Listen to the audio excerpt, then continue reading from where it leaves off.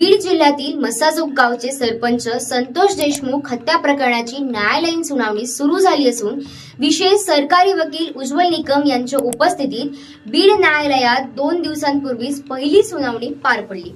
यावेळी उज्ज्वल निकम यांनी आपली बाजू मांडताना आरोपीच्या कृष्णकृत्याचा कित्ताच गिरवला।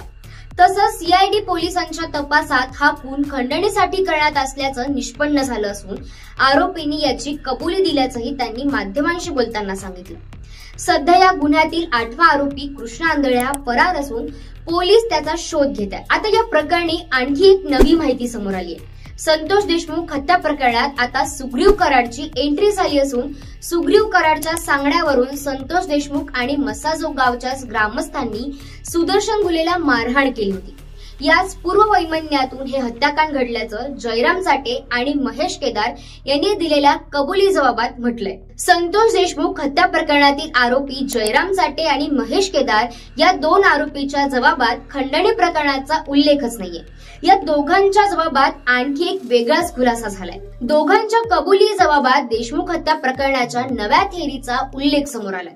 सुदर्शन गुलेच्या अपमानाचा बदला घेण्यासाठी संतोष देशमुखाला धडा शिकवायचा असं फरार आरोपी कृष्णा आंधळेने आम्हाला सांगितलं होतं।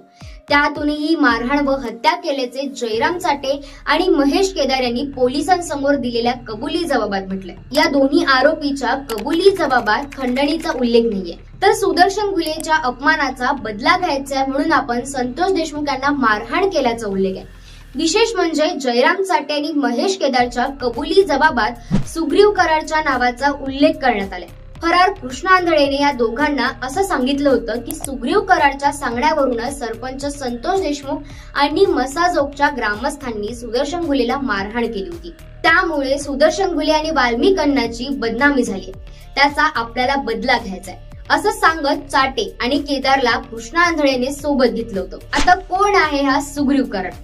तर सुग्रीव कराड हा बीड जिल्ह्याच्या केज मधील रहिवासी असून तोही स्थानिक गुंड असल्याची माहिती आहे।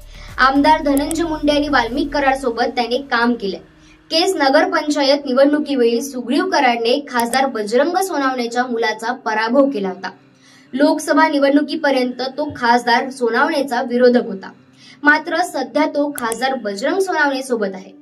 तर तो राजकीय व्यक्ती असून पंचायत समितीच्या निवडणुकीत त्यानं आपल्या आईला निवडून आणलं होतं। आता या सगळ्या मुद्द्यावर तुम्हाला काय वाटतं? तुमचं मत नक्की कमेंट करा आणि जर हा व्हिडिओ आवडला असेल तर मराठी मंडळीला फॉलो, सबस्क्राईब आणि शेअर करायला अजिबात विसरू नका। धन्यवाद।